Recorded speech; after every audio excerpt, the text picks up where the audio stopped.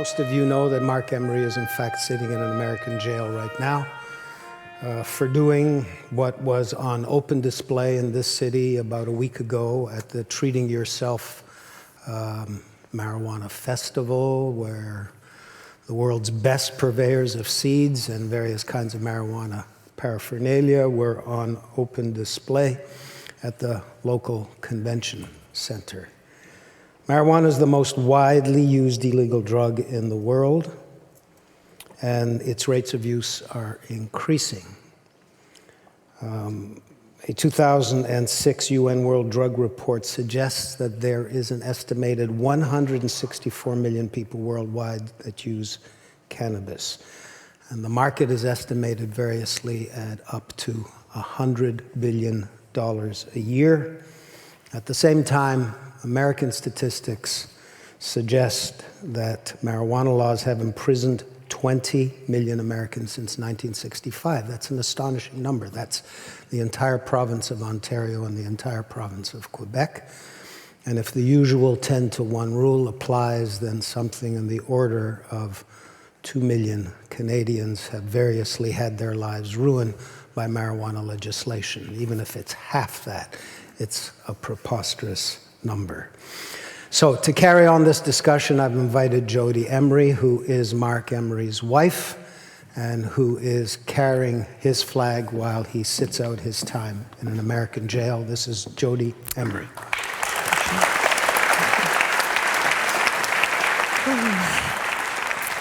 I have to admit, just seeing him up on the screen, I miss him. I miss him a lot.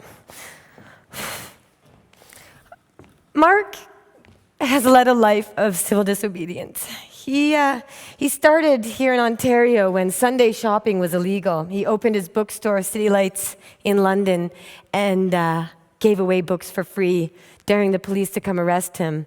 And he did the same right before Christmas, and he continued to try opening his store on Sundays, and he did go to jail for opening his store on a Sunday.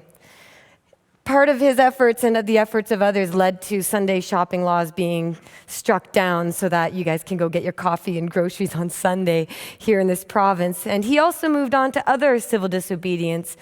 He found out that Two Live Crew, a rap group, was illegal in Canada. You could not buy their Nasty As They Want to Be record because it was too nasty for the Canadian government. And he brought that album into Canada, took an ad in the paper and said, "Come on down and arrest me, let's go to court so I can demonstrate that this is an absurd law and needs to be changed." And he did that, and he did get arrested, and he did go to court. And he did the same with marijuana literature. There was a time when just having a pamphlet about marijuana would get you more punishment than possession of marijuana. You could not provide information about marijuana without being punished. He decided to bring up the book, Jack Herrera's book, The Emperor Wears No Clothes, and sell that, and High Times magazine, and he sold that, and continued to try and fight these laws by breaking them and demonstrating that it was absurd that these laws even existed. He was very successful in these ways. Like Moses said, Marc Emery's Treating Yourself Expo just happened, and you had seeds being sold, and you had books and magazines available, you've got bongs and pipes. And all of that is due to Marc Emery's bravery. Marc moved to Vancouver in 1994 and decided, our movement needs money. The prohibitionists have taxpayers' dollars, unlimited amounts, and they use it. They use it on guns, they use it on cops, they use it on prisons. And he said, our movement needs money. And he decided to start selling marijuana seeds. Nobody else was selling seeds to Americans. That's a crazy idea. But Marc has a lot of crazy ideas that are really for the good of everyone, and part of that was to sell these seeds and promise everyone who bought those seeds that all the money would go back into legalization efforts. So over about 10 years, he started in 1994 and was arrested in 2005. But in that time period, he sold millions and millions of seeds to every country around the world, to every state in the United States. And these seeds not only helped people who are sick and dying find the relief that they needed from medical marijuana, But the money that was spent on those seeds went towards ballot initiatives to make medical marijuana legal in states like Colorado and Washington, D.C. That money went towards challenging the Canadian government in a Supreme Court challenge that went all the way up with David Malma-Levine, and unfortunately, cannabis users were deemed to have no more rights than cannibals. Marc financed political parties, the BC Marijuana Party, the Marijuana Party of Canada, the US Marijuana Party, Greenleaf Party of Israel, marijuana parties all over, and not just a party to get high, but political parties to run in elections and to bring this issue to the forefront. He used that money for publishing Cannabis Culture magazine. He started Pot TV, which was video streaming on the internet before that even began. I think it was CBC and Pot TV had launching parties together saying, wow, we've got video on the internet, isn't that amazing? So Marc spent money getting information out there, financing medical marijuana cases for many people who were sick or dying and suffering, and they had been facing prison or some sort of punishment, and Marc used money to that end. Marc spent money on so many different activist efforts and campaigns that literally he cannot even remember them all. We get people writing to him saying, you gave me $5,000 for a conference, or you gave me $1,000 to hire a lawyer. And he says, well, that's wonderful, because over that time period, he gave away millions of dollars. Millions. All of it. Marc was not in the business of selling seeds to make money for himself. The day he was arrested, he had $11 in his bank account. The DEA admitted he had nothing. They didn't even fine him, because they know how to look for money if you've got it hidden away, and he doesn't, and he didn't, and they knew that. But the DEA, in questioning Marc's co-accused, were just scratching their heads. They couldn't believe, out of all the people they'd ever arrested and ever dealt with who were drug dealers, they always stashed money. But not Marc, because that wasn't the point to keep it for himself. The point was to finance a fight against one of the greatest human rights crises going on in the world. Every single day, every single minute, all day today, people's lives are being destroyed. Every single day, people who have never hurt anyone else, are facing prison, are facing the loss of their job, the loss of their children, the loss of their home, the loss of their freedom, the loss of their health, because of these laws. Marijuana does not hurt people anywhere near as much as the war on drugs and the war on marijuana hurts people. Marc was arrested in 2005 in Canada. Marc gave away all that money. He ran for office, very well known across Canada, sent his seed catalogs to every member of parliament, and paid income taxes. Over $500,000 he paid, and they kept saying, how's the seed business going? You got more money? He was so upfront, you could call him up on his cell phone if you wanted to know where your seeds were. And he didn't leave Canada, as he said. But we didn't think that the US would come into Canada and take him away. He never left Canada, and he was facing life, which for him at his age meant death in prison when they arrested him. When the DEA arrested him, they bragged in their press release, and you can see this, the official document on the front page of freemarc with a C.ca. The DEA press release said, today's arrest of Marc Scott Emery is a significant blow to the marijuana legalization movement. Marc Emery has been deemed one of the most wanted international drug kingpins and the only one from Canada.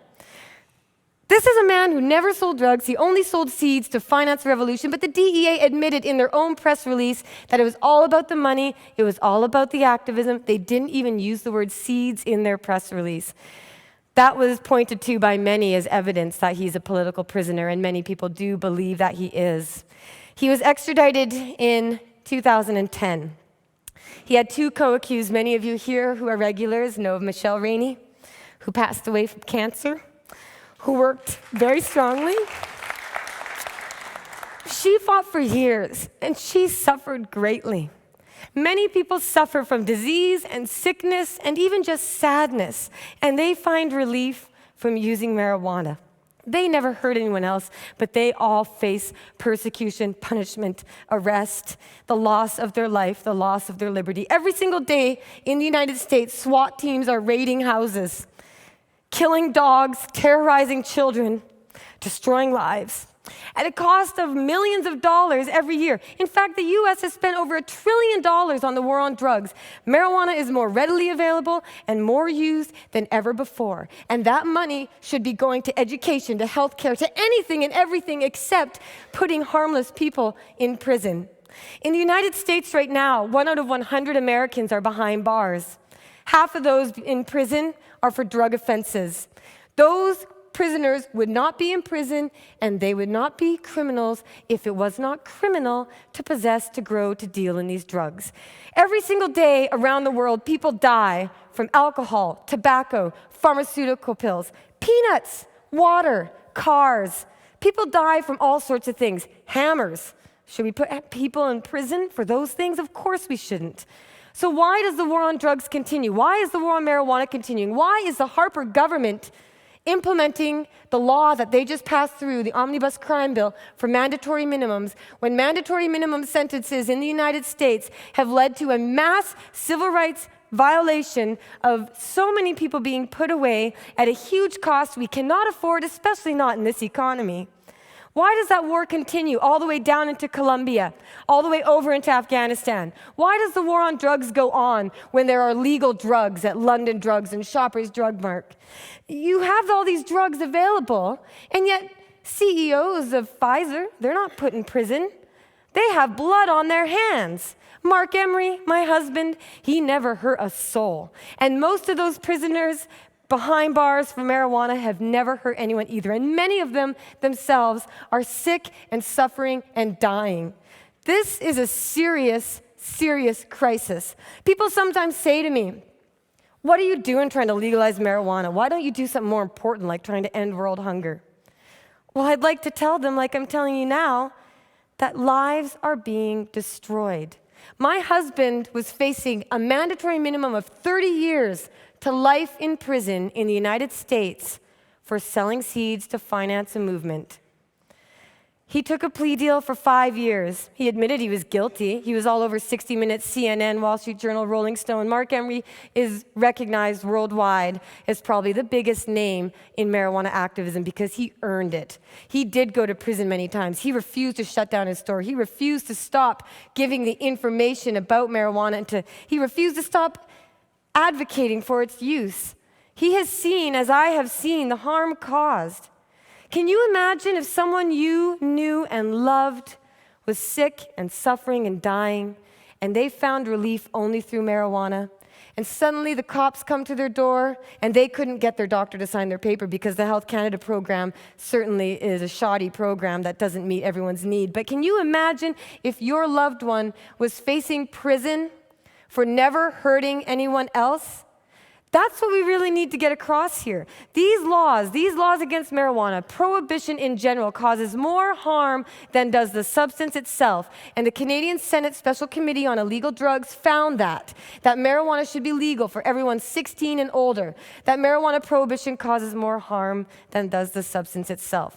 So why does it continue? Why do people keep going to prison? Why does Marc still have over 2 years left to serve in a U.S. federal prison in Mississippi? Because of cruelty. Part of it is because of money. The private prison industry in the United States lobbies against legalization because they know that that will mean fewer prisoners behind bars.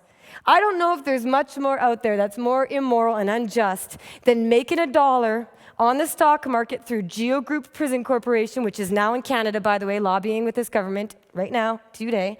Those companies, they're on the stock market making money off of putting people behind bars, ruining their lives, taking children away from their fathers. When I visit Marc in Mississippi in this medium security federal prison, thankfully he was moved there instead of being in the private prison that he was kicked out of for blogging about how bad it was. Marc can't keep his mouth closed, like they've learned their lesson. You can't punish this guy. You got to just make it a little less horrible so he won't have as much to complain about. But Marc is in that prison, and I go down there and visit, and I see little tiny children running up to their daddy. Daddy, daddy, daddy. Go running up to him and jump into his arms because they don't get to see him. And those are the children lucky enough to see their father. Those are the children whose mother is willing to make the trip, make the expense, bring her children to spend a couple hours with their daddy that they don't get to see. I got a phone call just recently from a guy named Dimitri. He spent the last 20 some odd years of his life in the United States, has a family, lots of kids, everything he's ever known is in the United States. He was in prison with Marc. He took some pot over a border within the US. He is being shipped off to the Ukraine where he was born, which he never knew. He has nothing, no family, nothing there. He's being put on a plane. He called me up and said, Jodie, I'm here at this horrible detention facility, which is where they place non-Americans. That's where Marc was, in these private prisons, in these immigration prisons, where there are human rights violations you would not believe. And he called me and said, this place is horrible, and I'm being put on a plane, and I'm being sent away. That man never hurt anyone else. That man could have contributed to society. That man could have held down a job, paid his taxes like he wanted to, but instead his life is ruined. His family's life is ruined. Society in general has been harmed by his persecution for marijuana. And like I said, there are so many harmful things out there, and if you think marijuana should be illegal because it's harmful, then every one of us has to live in a bubble and not even breathe the air because you might catch a cold, because everything out in the world may be dangerous, but you should only punish those who hurt others. For me, the reason this is such an important issue is that these laws are literally killing people, depriving them of their freedom, depriving them of being able to contribute, and this is at a cost of billions of dollars. Harper's own plans here in Canada, billions of dollars on prisons, on unreported crime, on marijuana crime, because Harper declared a culture war. He said he's going after the marijuana users, and he is. We don't even know the impact that that's going to have. A couple years from now, when Marc is back, and hopefully a guest again at Idea City, he'll tell you how much Canada has changed under this government, this corrupt government that I believe is illegitimate because there's a lot of election fraud. But this government likes to punish. They know that this is not about getting rid of marijuana. They know all the statistics, all the evidence, all the proof shows that keeping something illegal does not make it safer. It does not get rid of it. In fact, it enriches gangs, and that is really criminal. That organized crime and criminals around the world are making billions of dollars while you, the taxpayer, pays billions of dollars to keep them rich. Politicians and anyone who supports prohibition is supporting organized crime. That is a fact. Prohibition funds organized crime. They do not make their money in the legal market. If you want to deprive that organized crime of the billions of dollars they get, let's bring that industry into the legal economy. And we've seen in the United States a lot of progress. You know, the first question to start here was, are you optimistic or pessimistic? Well, in some cases, I'm very pessimistic. I've seen that it's getting worse. In some cases, I'm optimistic. You've got legalization and ballots on the initiatives on the ballot in the United States. Washington State, my husband's own prosecutor, John McKay, is backing a legalization initiative. There is progress, and it's not just potheads who want it legal, it's politicians too. It's healthcare professionals, law enforcement officials, and the general public at large, but you need to do something. The big idea here, we all agree marijuana should be legal, I'm pretty sure. I'm not gonna ask for a show of hands, but we need to do something about it. That means actually taking action, getting on the street with a sign, writing a letter, talking to your friends, calling up your member of parliament or your MLA or whatever your political representative is and telling them, this is something that needs to end, and you're the one with the power, and you know what the people want, and we pay your bills, so you better do as we ask. And that's what I would ask of Harper. This drug war has caused far more damage than you can even begin to imagine. And unless we do something to stop it, it will continue to get worse. And people like my husband, who have never hurt anyone else, will be hurt in ways that you can't even imagine. And again, I miss Marc terribly. To not have him at home with me is heartbreaking, to say the least. My man deserves to be home, and so do all the other prisoners of the drug war.